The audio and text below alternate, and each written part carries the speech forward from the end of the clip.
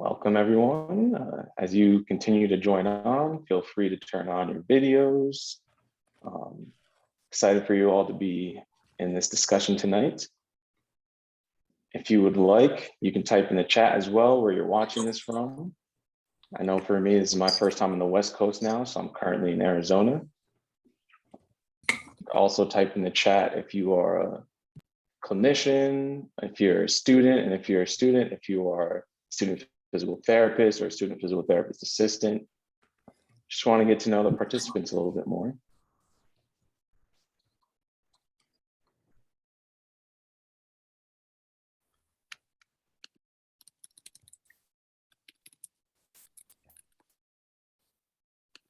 Awesome.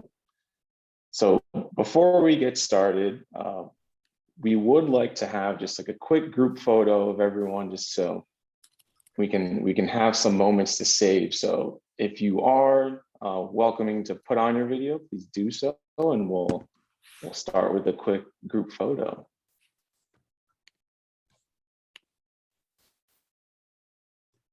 Okay, let's do this. 3, 2, 1. Everyone cheese.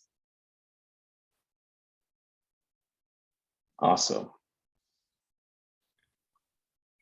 Okay, so again, welcome tonight to our May Student Social. My name is Tyler Kimaboy. I'm currently kind of a new grad, I guess. I just finished my 3rd year of DPT school, but I still do have a final clinical at the college in New York. And I'm currently the nominating committee chair on Student Assembly Board of Directors alongside Sophia and Tyler. And so tonight we have 3 panelists, and the discussion is really going to be navigating mental health in coordination with Mental Health Month. So we have 3 awesome panelists. We have Dr. Lisa Van Hoos, Dr. Mika Mitchell, and Dr. Lauren Vocatoro. So I would like to go along the 3 panelists and then have them kind of describe who they are and a little bit of their bio, just so we can know a little bit more about them. So we'll start with Dr. Van Hoos. Hello, everyone. Good afternoon, good evening, good day, depending upon where you're at. I'm so excited to spend time and space with you. So as many of you know, because some of your names I know, I am Dr. Lisa Van Hoos. I am here in Monroe, Louisiana, but I am a clinical professor at Baylor University. I am also the founding owner of the Ujima Institute and Foundation, which has now grown into 6 companies known as the Ujima organization. I am a board certified oncologic PT, and I am very excited for tonight's conversation as well. So, and I think most of you know me from the inclusion and belonging space. Awesome, thank you. Dr. Vocatoro, if you can go next, please. Yeah, sure. Good afternoon, good evening, everyone. I am Dr. Lauren Vocatoro. I am a psychologist by background, board certified rehabilitation psychologist and neuropsychologist.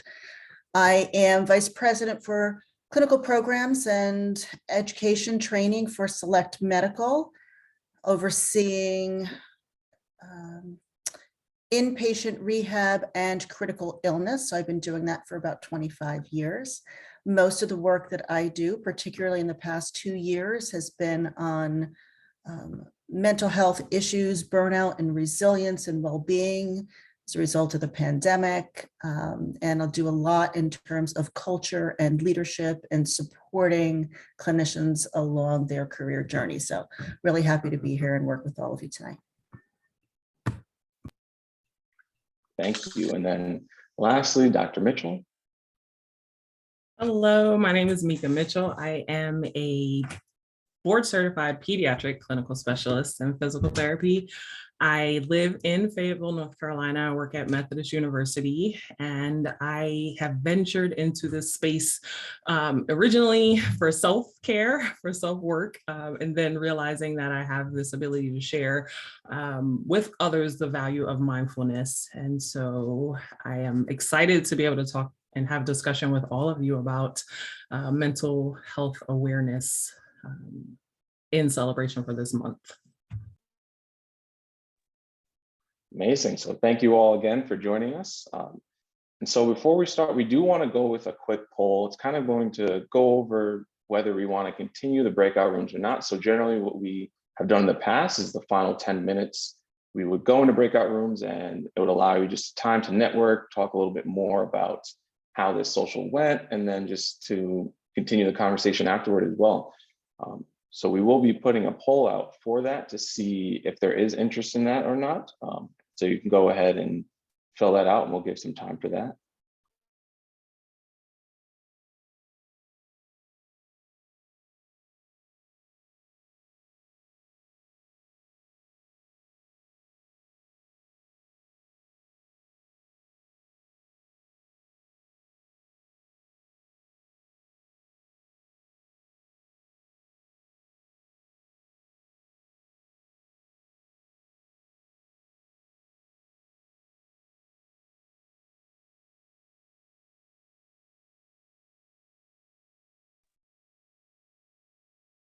Okay, so we have a vote of yes, so we will continue it on.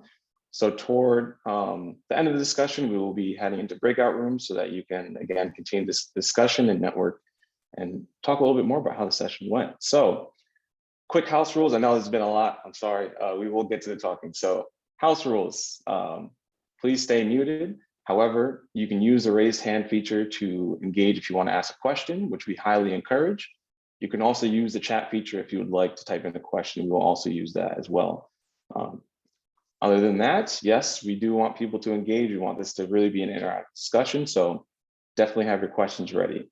So beginning, I'll start off with the first question. So more pertaining to PT school, what are some strategies for managing stress and anxiety while in PT school and even after you graduate? And we'll leave that open to any of the panelists to answer. So I'll start off. So first of all, I am a huge fan of the work that's going on at UMass, y'all. I don't know, some of you may be familiar with it, but like their mindfulness-based stress reduction, they've now kind of moved that into other domains as well. But they have an acronym called STOP, right? And so the acronym basically says that when you find your sympathetic nervous system starting to move into overdrive, just taking a moment to pause and then taking a deep breath, not the shallow flexion-based breath that we do, but just stopping and taking a deep breath and then trying to observe what's going on, right? So Brene Brown kind of always tells us to ask yourself, what is the story you're telling yourself? So take that moment to really do an observation, because PT school comes fast and furious. And sometimes it's just the speed of the curriculum or maybe the speed of the instruction or the 500 things that we're asking you to do as faculty members. So sometimes you just need to stop and observe what's going on and checking the story that you're telling yourself, and then proceed with what is the best decision for that moment.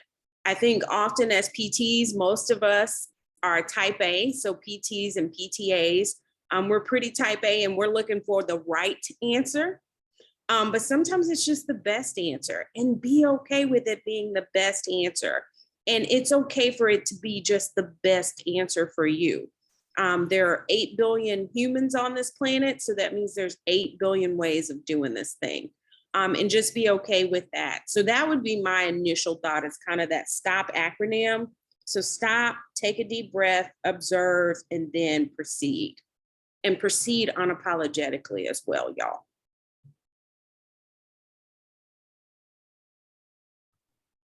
That was great. I'm like, yes, wait, let me write that down. Full transparency. I came into this being with my notepad because I know I'm going to learn some goodness from the panelists and from the people in the room. And I wanted to just also add to that, your programs, your university, your schools, your facilities that you go to, there should be resources available. So, after you do that first step, you got to check in with yourself for sure. See what resources are available to you through your tuition.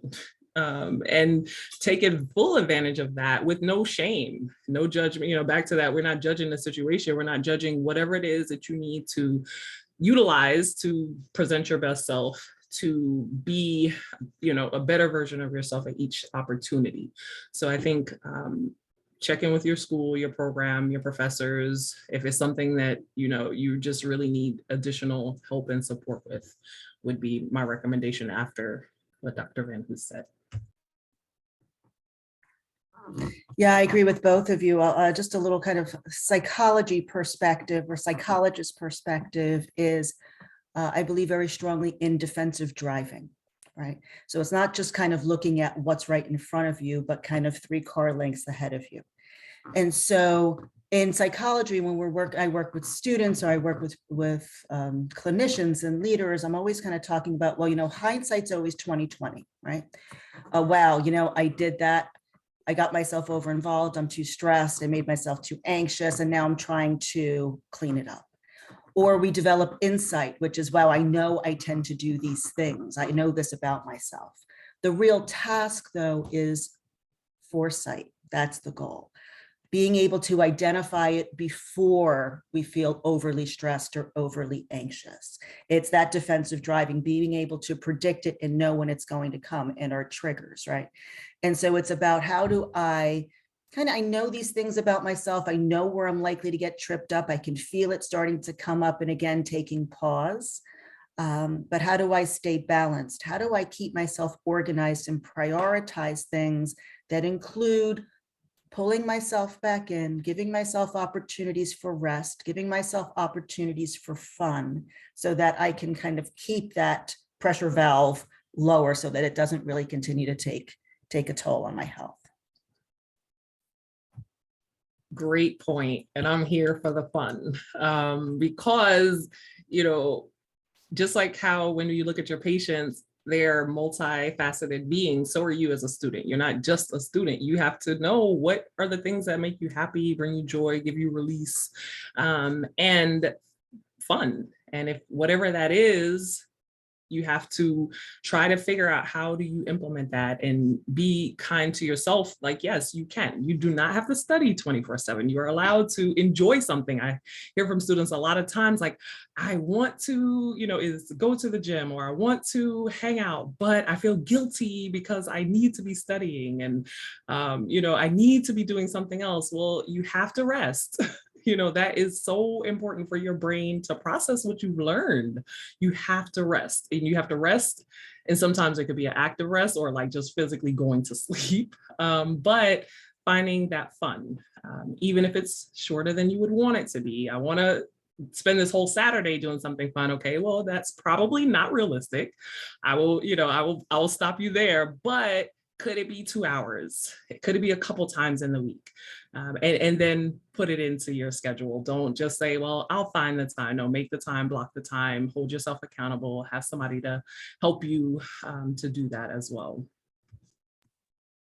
Yeah, absolutely. So you'll probably hear me over the next hour give you kind of a few sayings or things that may kind of stick in your head, right? And so we tend to take ourselves very seriously, and we take our roles and our learning very seriously. We're very responsible. And so what I typically say is that don't be so concerned about the end goal that you miss the journey, and the experiences and the people along the way, because many of us can kind of get real tunnel vision on where we need to be, whether it's grades or graduation or degrees or patients or whatever it is.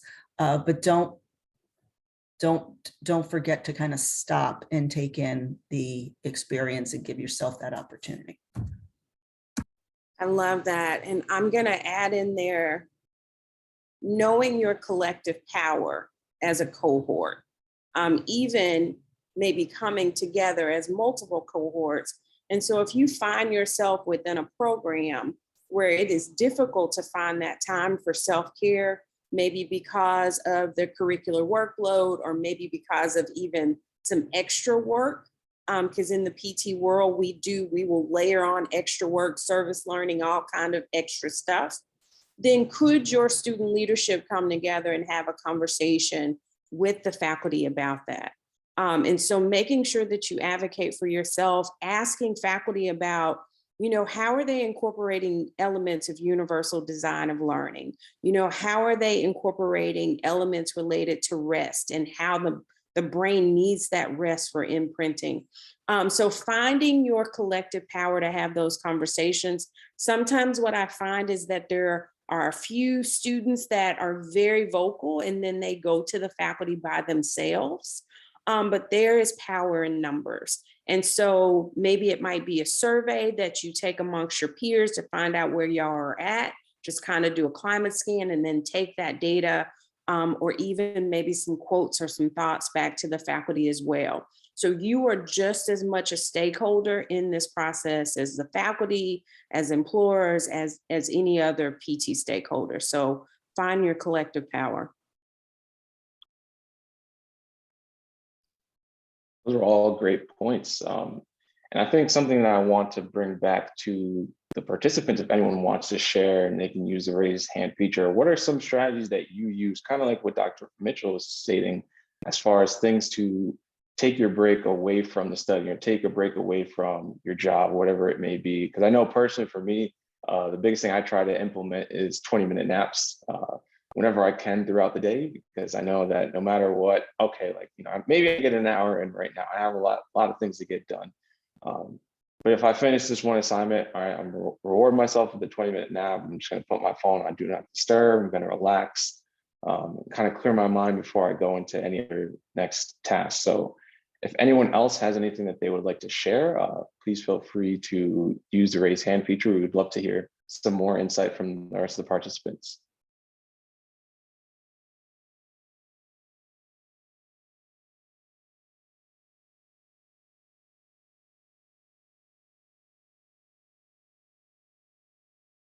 Okay, Tyler, you can go first, and we'll go to Devin next.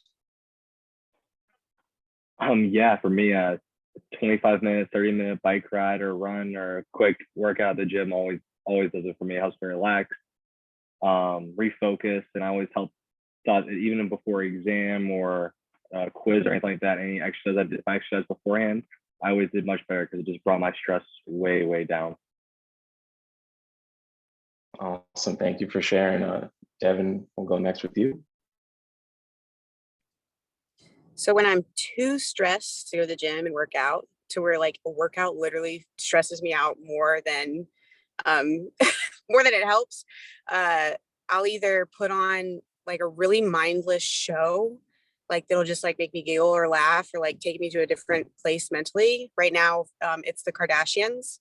And then if that doesn't work, then I'll just go outside for a walk. Like if the weather's really nice, 15, 20 minutes. I have a whiny dog at home, so she helps with that. Awesome, thank you for sharing. Zofia, you can go next. So me personally, and this doesn't always work out during midterms and finals week, but I try my absolute very best to cut the studying at 9 p.m. because I just know myself, my brain is not functioning after that hour. So any studying after that point is going to be inefficient and ineffective, and I probably won't remember it tomorrow. So I try to just cut it there and like watch a show and then go to bed. Awesome. Patrick, you go next.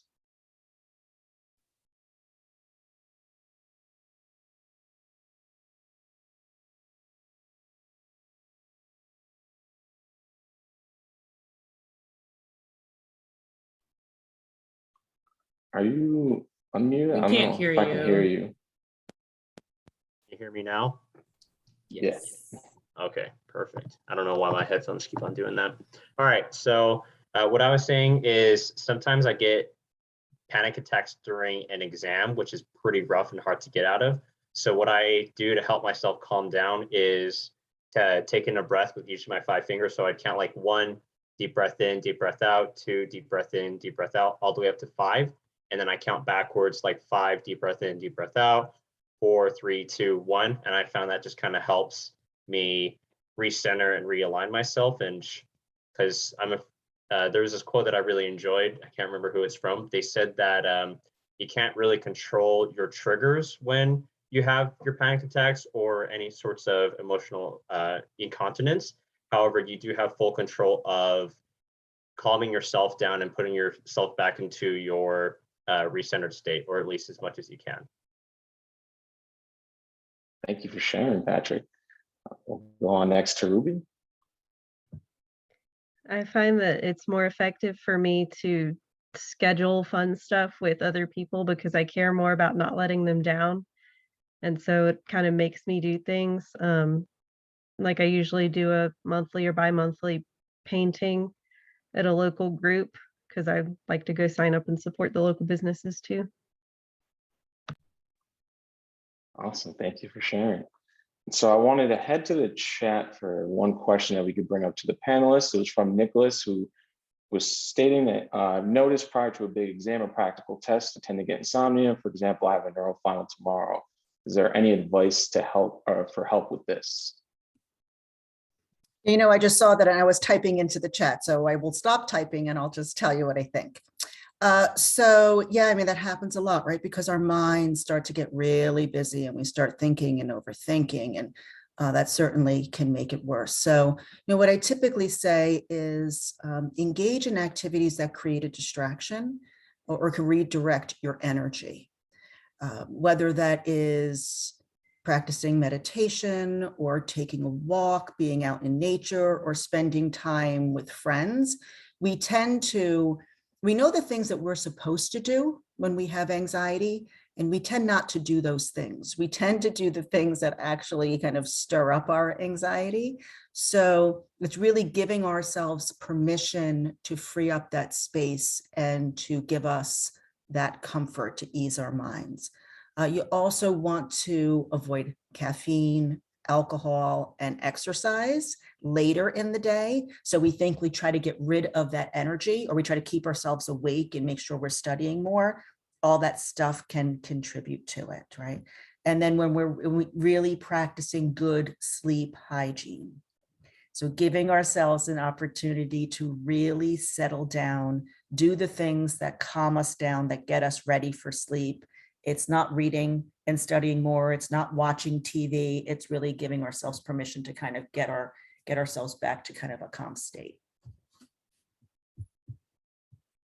Those are great points. And it's like everything that I'm hearing about, you know, the student experience and where these the issues that a student is dealing with, it stems back to just really understanding this effective way of learning and studying, which is a whole nother conversation for another day that I would love to have with you. But the value of understanding and once you know this, then it gives you that permission to say, yes, I need to rest because my brain needs to get out the debris. It needs to solidify that learning. I need this rest. Me not resting, the sleep hygiene for your, Dr. Van Hoos will tell you about the physiology of it, but at your cellular level, you need to rest. For your learning, you need to rest. And I think once you really understand that and knowing, I think it was you, Sophia, said that your cutoff time is 9, you know that your cutoff, whatever that cutoff time is, that means that you really do have to be accountable to your time and being, productive throughout the day to say like, okay, if I feel like I will go and study or whatever until 12 or 2, then how I plan my day is going to be so different than if I say, look, 9 o'clock. Dr. Vocatoro is saying, you have to plan this out. Like you have to do this because it's going to help you. And so planning it, setting it, and sticking to it, I think is the biggest thing. So those accountability partners, if it's for fun or for learning, or am I going to bed on time? But to be able to get ahead of this, you have to rest. Every time I say this to students coming in, first year PT students, they look at me like, no. I'm like, no, really, like you have to rest. Resting is part of this. And I expect I expected to bounce back to me in a way like, no, that can't be. Like, I know I need to cram and study and labor this until the last minute. No, that is actually what's not serving you well. Yeah, Dr. Mitchell, I think that's a really good point. And it's, for me, it's also really making sure that I'm staying attuned to my mind and my body and its interconnection.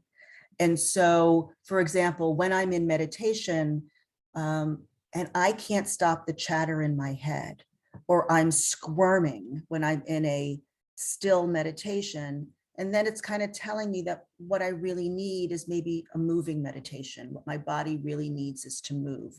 And so when we try to go to bed at night and we're tossing and turning and our minds are going, maybe that means, and then what we try to do is force it. Now I'm really going to try to fall asleep because I really now need to get to sleep and I only have 6 more hours. I only have 5 more hours. So maybe then what that means is that I need to get up.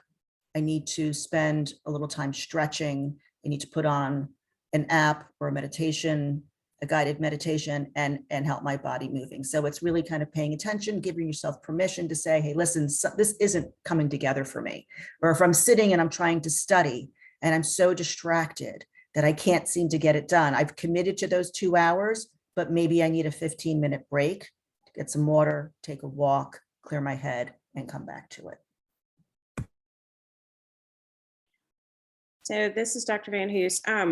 I agree with everything that's being said, and there is power in the ordinary, y'all. So like my morning, I have a consistent schedule where my first hour goes to myself for both my mindfulness, my meditation, and then my faith-based practice. And then in the evening, I have a routine as well that I do try to follow. I will admit I require more practice for my evening routine. So it's all practice, but I find the Headspace app to be really helpful to me in regards to having a routine. And I'm going to ask Stacy to jump on just for a minute. So Stacy's one of our Baylor Bears. And so Stacy, can you take maybe, 2 or 3 minutes and kind of tell people about your journey and what you have found helpful, and share as much as you're comfortable with sharing? Sure. Yeah. A lot of the helpful things start with Dr. Van Hoos, honestly.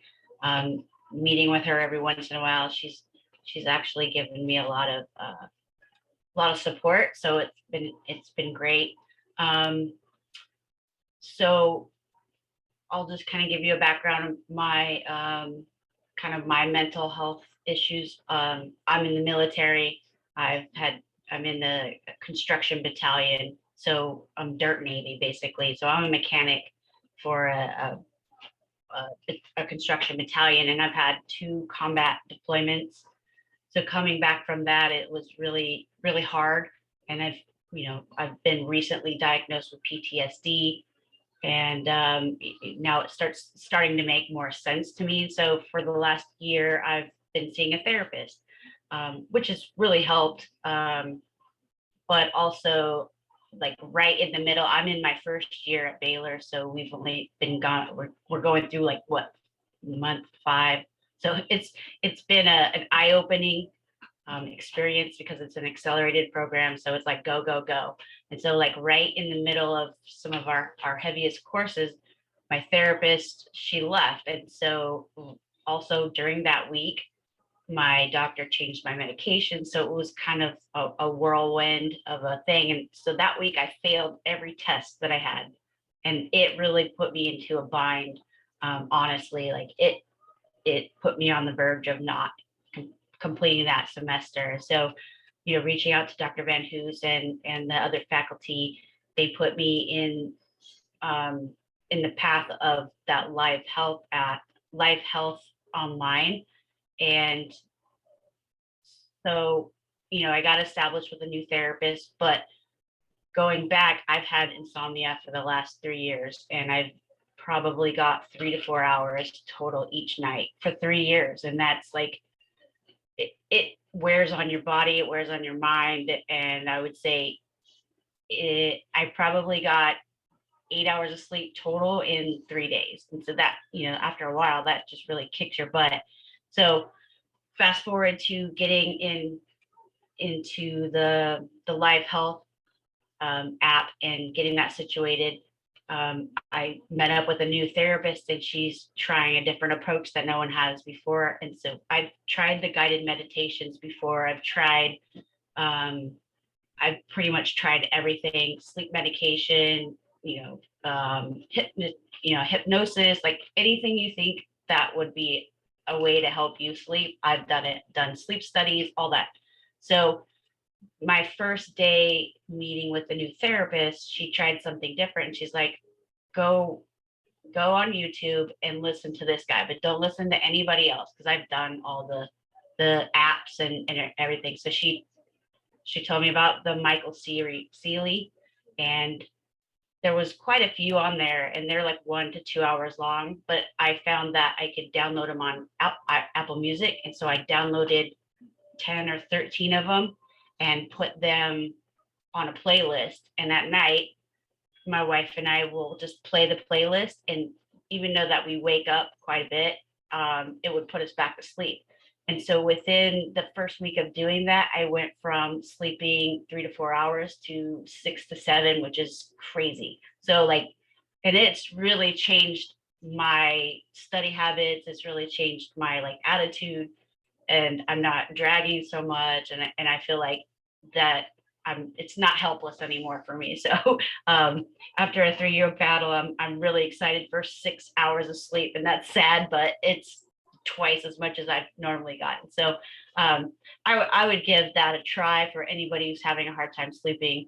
I mean, it worked wonders. And she basically said you should do it for at least 6 days straight, and that it will, you may not notice the little changes, but the changes will come. And I've noticed that some of my triggers are not as prevalent, because like I also do have the panic attacks during the test. And it's been 20 years since I was an undergrad, so I'm also panicked on the fact that I have to relearn how to study. This is all this digital studying is like new to me. I mean, it's just been a lot. But I think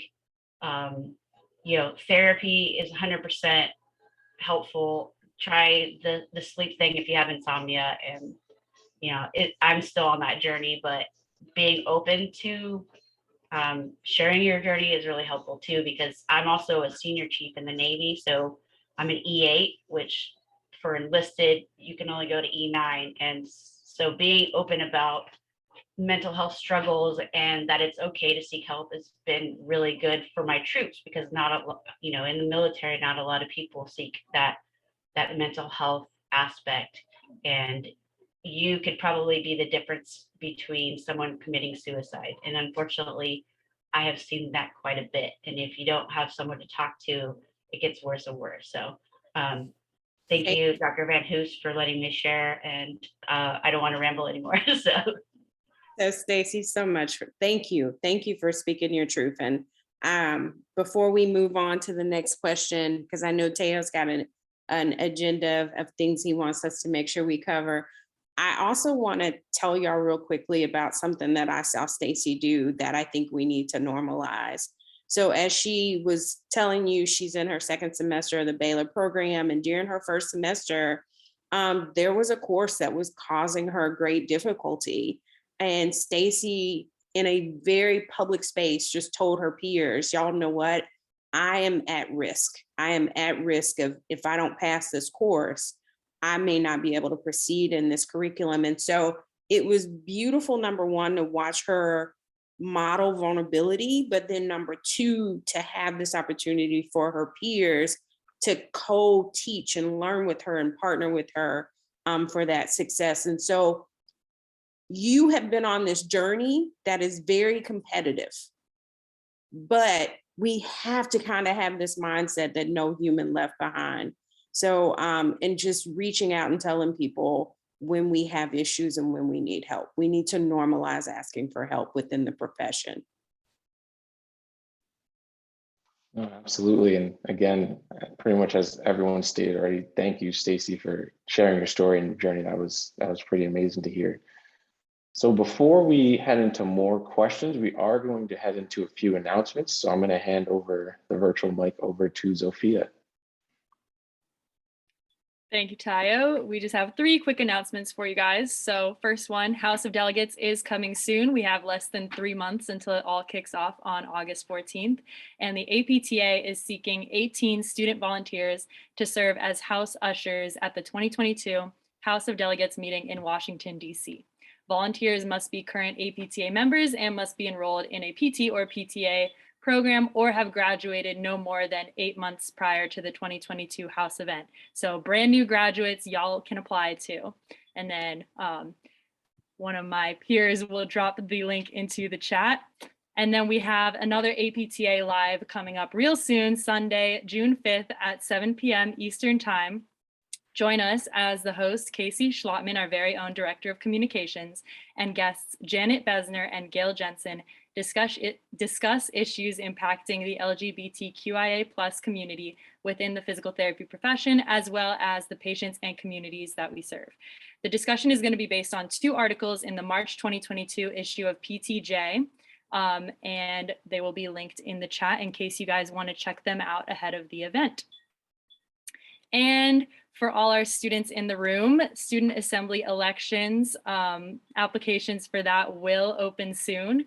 Please reach out to any of us, myself, Tyler, or Atayo, if you're interested, or any other student board member if you have any questions, and we will drop our emails in the chat in case you want to reach out. So stay tuned for that. Thank you. Thank you for the announcement, Sophia.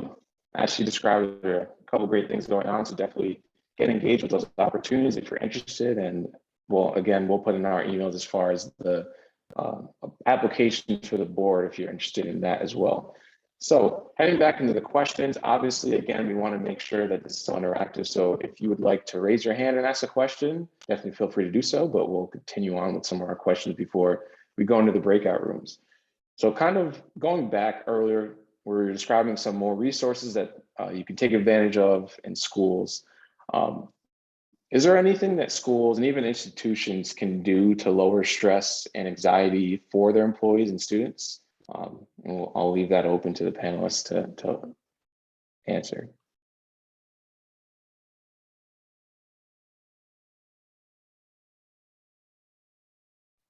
So I'll start off. Because I think when we talk about mental health, we talk about it from an individual perspective. But I think it's important for us to kind of think about the socioecological model, right? And so what are the systems and structures that have been put in place that might be more trauma-inducing for some people than others? And so I think when we think about that, unrealistic productivity requirements, many of you are moving into the workforce or you're preparing for your first job in PT. I think that's something for you to think about. Ask that question about productivity. Ask about if you're going to have a phased approach into that productivity requirement. Also, I think conversations about cost of living raises or other incentives, right? And then also conversations about what are the expectations around after hour communications.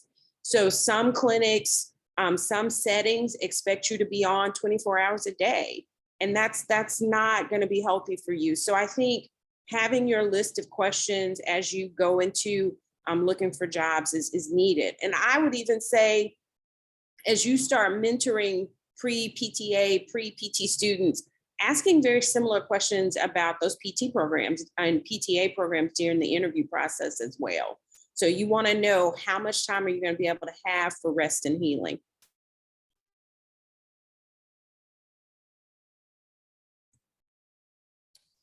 I'll go next. So yeah, I absolutely agree. I'm gonna talk a little bit from the work that I do with our hospitals, and I spend a lot of time, as I mentioned before, talking about culture and about making sure that we have a culture of psychological safety, that we are really good at making sure that we have physical safety, particularly in the past 2 years, making sure that we can reduce the transmission of the pandemic of virus.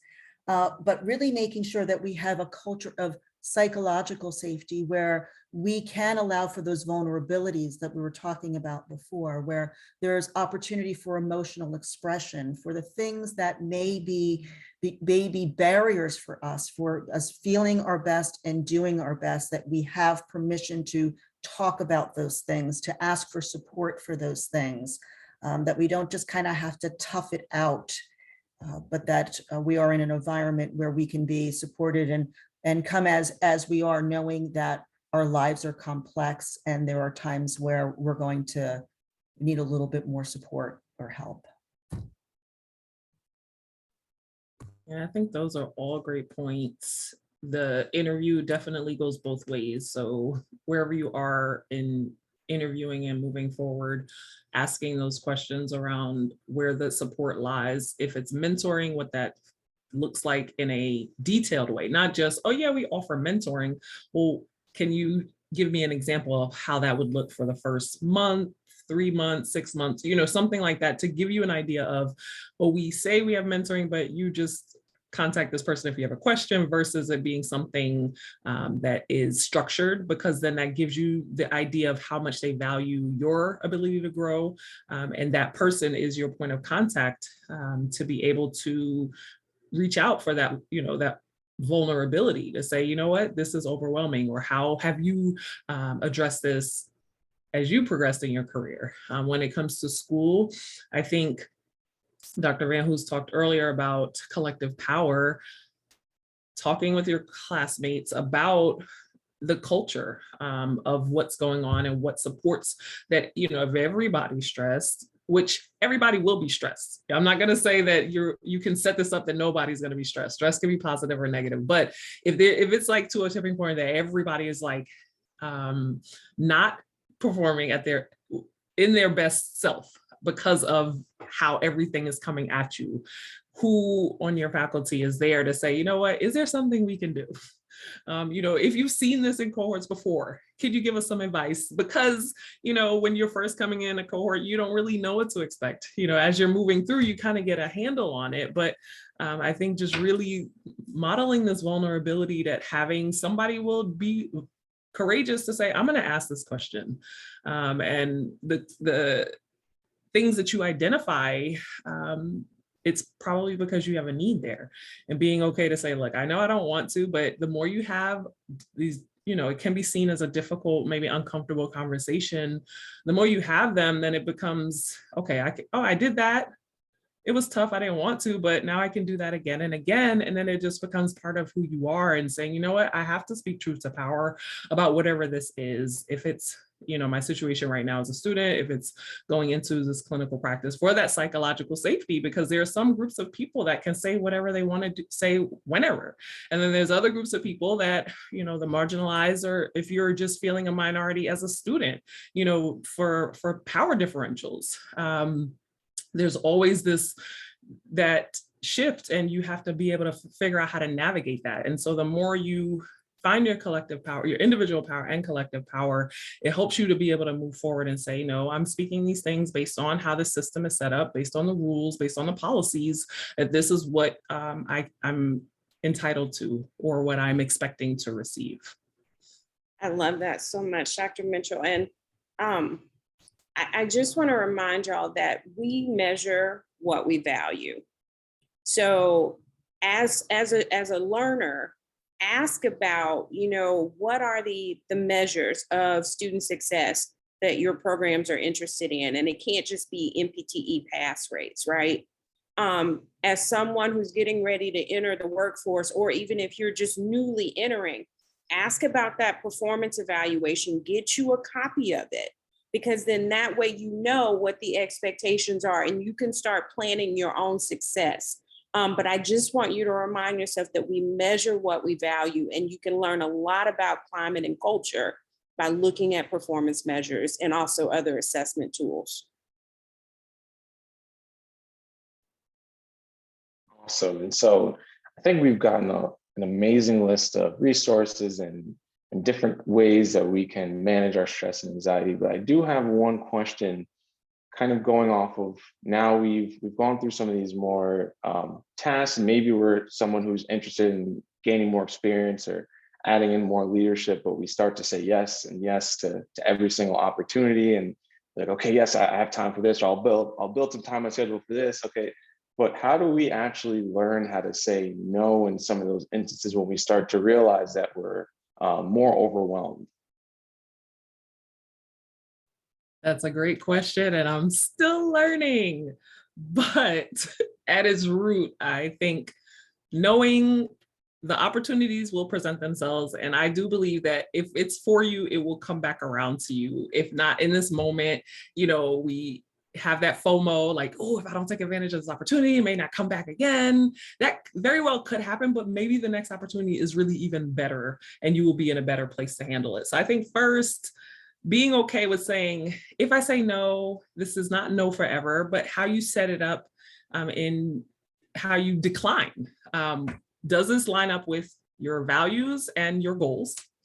Because not every good opportunity is good for you. And then once you identify like, yo, this really is going to help me for what I'm trying to do. I want to be this pediatric specialist. So this opportunity came up for a peds volunteer thing. I absolutely should do it. But then the next step is look at your time, because you're going to bed at 9 o'clock. So you don't have time to, push anything back.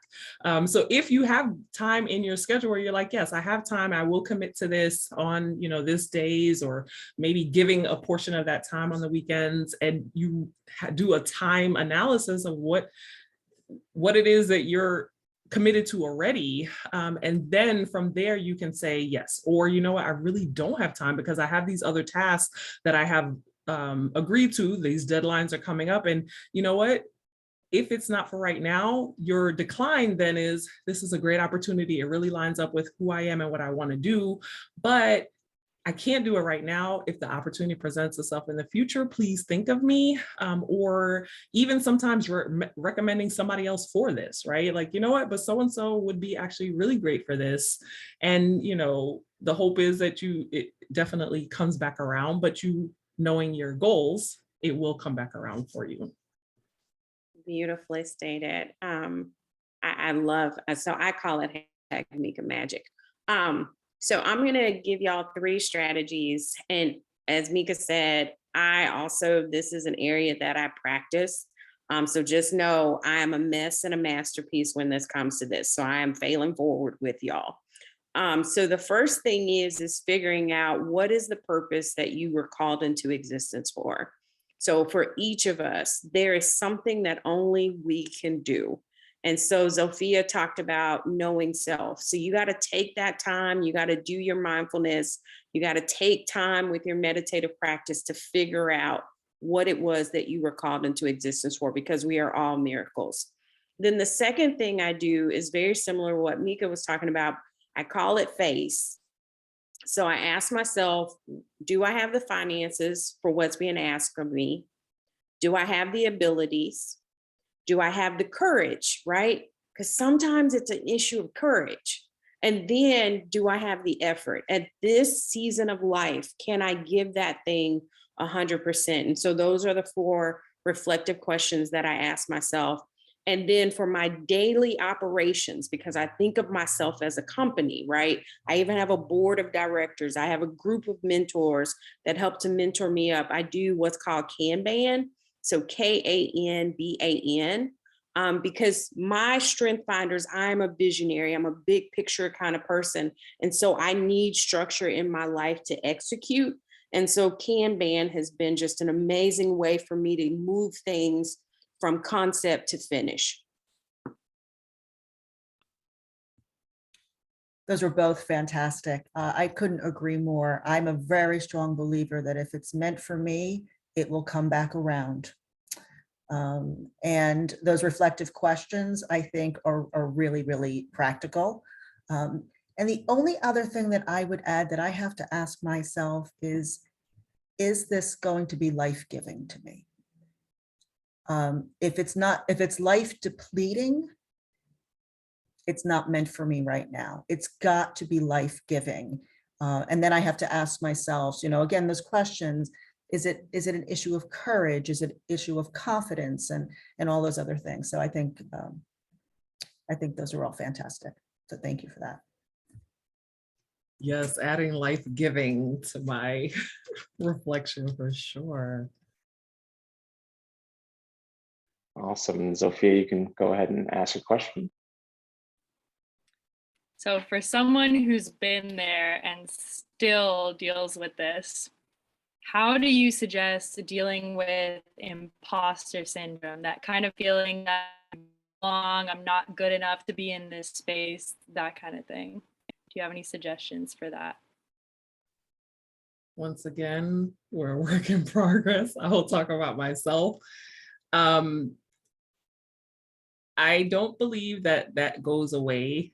Well, like I said, I'm talking about myself. I have not experienced that that has gone away. Just even in being asked to do this, I'm like, me? Why me? Like somebody else could do this. And then, so what I have learned is I have to stop and reflect and pause and be like, no, I do have the gifts that are able to speak to address this, to do this, to be life-giving, right? Because it's not that I ever want to do something and be like, oh, I'm just doing it to get by. But as you continue to refine your skills and your craft and whatever it is, if it's public speaking, if it's clinical, if it's just interacting with community work, I think reminding yourself of who you are and what gifts you have, it will then, you can, through mindfulness, for me, I can kind of push that negative self-talk out and say, no, you are fully capable. Yes, somebody else could do this, but you also are capable too. So I think that self-talk has been really important, and breathing through, because the nerves come, I'm like, my stomach hurts, I don't feel well. You know what? I can't do this right now. You know, like everything to be like, I'm not available. But it's like, well, no, that's not true. So all right, we got this. So that is what works and what is working for me. And so for me, I think that there is shared responsibility in that feeling. So I think doing the work of understanding, why do I feel that way? Is it that I've put myself in a position where maybe I do need to upskill myself? Then I am responsible for doing that work. But as I am also growing in my belonging and inclusion research, some of imposter syndrome I'm starting to push back on, because I wonder if the root of it comes from monoculturalism, right?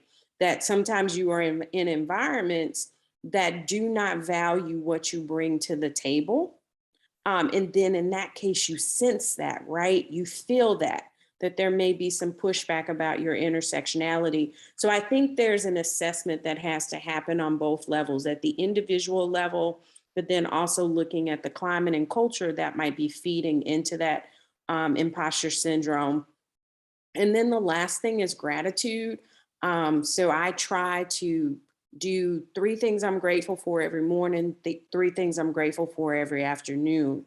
And then I also remind myself of 3 things that I did really well, because often we remind ourselves of only the negative. So I'm a firm believer in self-talk as well. Yeah, I would agree. And just so you know, imposter syndrome happens in every profession that I've ever worked with. So I've been working with a lot of psychology students over the years, and everyone feels that way. And I agree, we are a work in progress.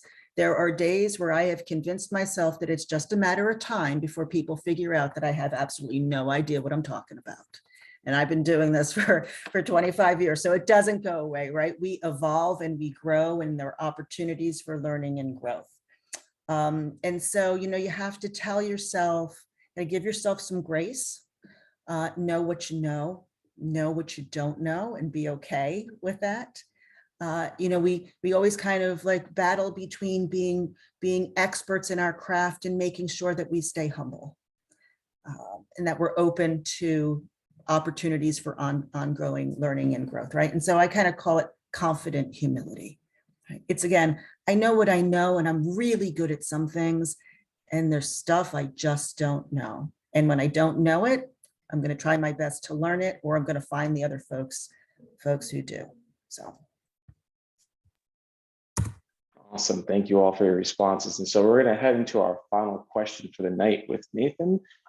Just want to say before Nathan goes and asks, thank you all for participating. It's been pretty awesome to have this discussion. I think we could probably go for a lot longer than an hour with these awesome panelists. So again, thank you all. Nathan, you can go ahead and ask your question. So I just had a question. It was about finding balance in clinical practice. So I'm in my second rotation. I'm up in like a fast-paced inpatient rehabilitation facility up in Cleveland. So what I have difficulty with is there's a lot of, at least for my facility, there's a lot of like demands from documentation in terms of like it's more detailed than what I think of in an outpatient setting. You have demands from like other healthcare professionals to get your notes done on time. A lot of thinking about like communicating with other healthcare professionals in your facility, and you just have a lot like going on in your head. So just in general, how do you like keep these things, like all of the stimulus, like balance, and how do you find balance points where you can like take a couple of seconds or a couple minutes and like get a mental reset? Because I feel like I'm personally like I'm struggling with that a bit, finding like a reset and refresh button. Thank you for that question, Nathan. I think that is it's a perpetual question we're all asking ourselves about finding that balance. But I think you brought up a point that I think is helpful, is how do you take that time? And you have to take it and be intentional and upfront in your conversations with those that you're working with about, for me to be able to do this effectively, I will need a minute, if you need to use the bathroom and gather yourself, maybe not every single time, but, setting those intervals to say, okay, I know I have this moment of reset in my day that I can get my stuff together. Asking those clinicians, how do you, because they're in that physical setting. I think asking every clinician that you interact with, hey, I have this, I really would like to take all this input in, and how do you find this balance? And seeing what everybody else has done and seeing how maybe you can implement some of those suggestions. Not everybody's solutions are going to work for you, but the more you can hear and get a perspective like, oh, I didn't think about that. Maybe it's something that you have, flow that you have on your clipboard, a checklist to say, okay, I need to check in with this healthcare provider. I need to check in with this person, or maybe there's a social worker that you can do all of these things at one time. So I think just really learning the system that you're in, checking in with those that are there and asking what seems to work, taking a moment to figure out what might work for you, and being okay with, we talked about being okay with not having the right answer. So try something different. And if it doesn't work, you try the next thing. I think those things will be helpful, but the experience of others sometimes might give you some insight. Nathan, what's the productivity requirement in that setting? I don't know the specific numbers in terms of like turnaround with patients and whatnot, but I just feel personally a lot of pressure from my like clinical instructor right now to be always focused and always on, in terms of being able to like be in the clinical mindset when you're at work, regardless of like if it's lunch hour or whatnot. So yeah. So I think that's one thing that we are going to have to work on as a profession, right? Because we're weaponizing terms like professionalism and clinical mindset. You are clinicians, so you're always in a clinical mindset, right? You're going to be in the airport and you're going to watch somebody's gait, or you're going to be assessing their cane and you're like, that ain't on the right side, or it's a little bit too high, right? Because you're adding to your intersectionality this identifier of PT, PTA, right? And so, but we're coming at those words from very singular definitions. And so, Nathan, I want you to hear me that you are fine where you're at. And it could just be that your CI is, in their attempts to coach you and model you, they're not also thinking about what your needs may be as a learner. And so we as teachers, as clinical instructors, as faculty, we are also learning how to be inclusive in our instruction to others. So some grace might be needed in that situation with that person, but then also some assessment of your own activities. Are there places where you need to work on your efficiency? And that's to be expected. You're a novice clinician, so it's going to take you a little bit longer. You don't have that pattern recognition. And we forget that as expert and as advanced clinicians, right? Where we're able to process faster because we've seen it multiple times.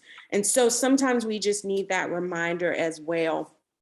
The other thing I was going to say, Nathan, to you is, and I want all of you to hear me, Part of the issue in the clinic is because we as PTs and PTAs, we do not understand the business of what we do. And so then there are times that people are putting expectations on us to do more and more, and it's related to capitalism. It's related to the fact that we're ignorant in saying, you know what, does my productivity really need to be 95%? Because I know I'm bringing in 200% of my cost. So get very well versed in the business of PT, and that will help you be able to have a conversation in a different way as well. And there's some really great resources out here to learn more about the business of PT. Join the Private Practice Academy as well. Yeah, absolutely. Join as a student. Yeah, absolutely. Because I was going to challenge you, Nathan, a little bit also, because we go to school to take care of patients. We want to be with patients and we want to take care of patients. Those other roles we may not feel as confident in, the documentation, the case consultation, the team collaboration, and all of that. And so we tend to want to focus our energy on the things that we love to do and that we feel more confident doing. And it's that other part that make us really great clinicians. And it is about the patient's journey. All of those pieces that you're talking about are part of that patient's journey, that patient's story, that patient's experience. And we may need more help earlier on in our career to figure out how to balance that.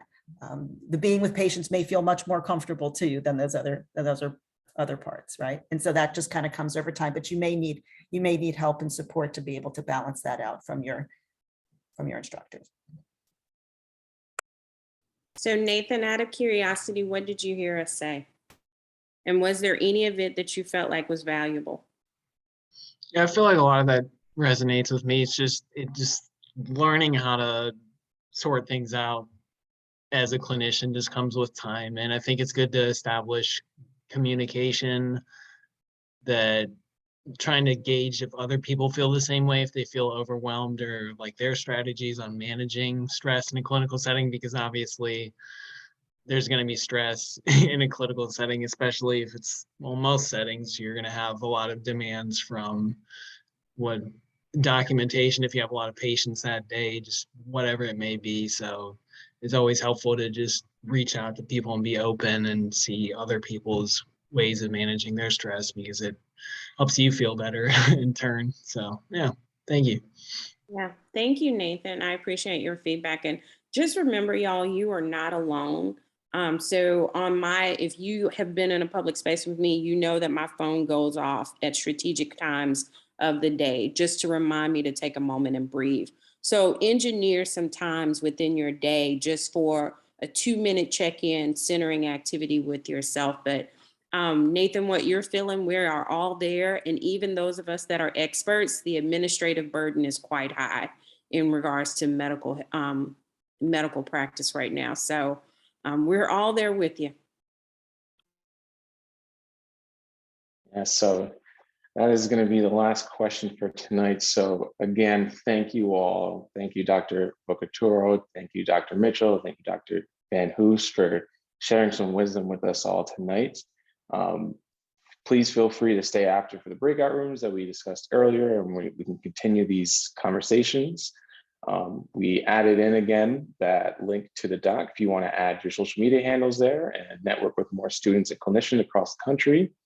And if you enjoyed tonight and you want to talk about it more on social media, use the hashtag APTA Student Social. We'd love to hear a little bit more about your thoughts on how tonight went.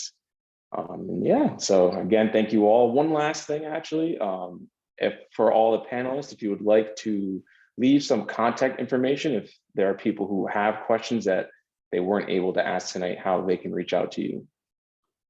Awesome. And Teo, I'm going to jump in with one more thing for efficiency in the clinic. See if your clinical instructor, even sometimes your faculty members, y'all, will do if-then statements with you, right? So if this client appears with this diagnosis and these symptoms, signs and symptoms, then I would do this. And then if that doesn't do this, or if it does do this, then I would do this. That will help you with your imprinting.